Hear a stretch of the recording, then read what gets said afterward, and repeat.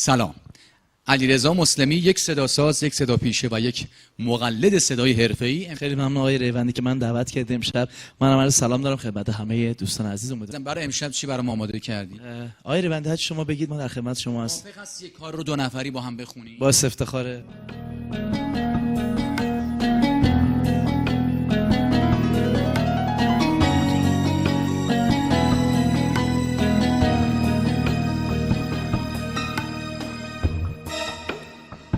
میشه پرنده باشی اما رها نباشی، میشه دلت بگیره اسیر قصه هاشی.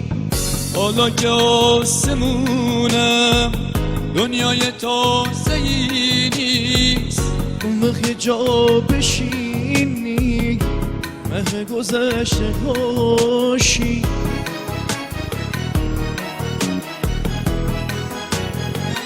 ترسیده باشی از کوچ اوجو ندیده باشی، واسه مشت دونه اخیه آدم باشی.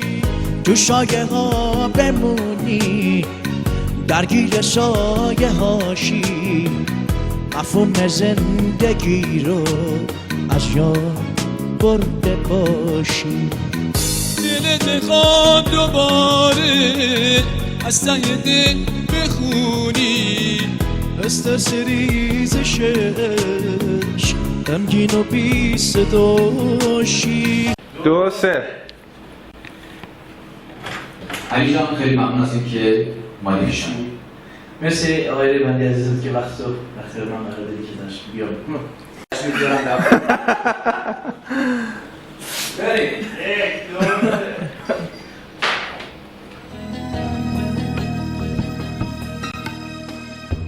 چه پرنده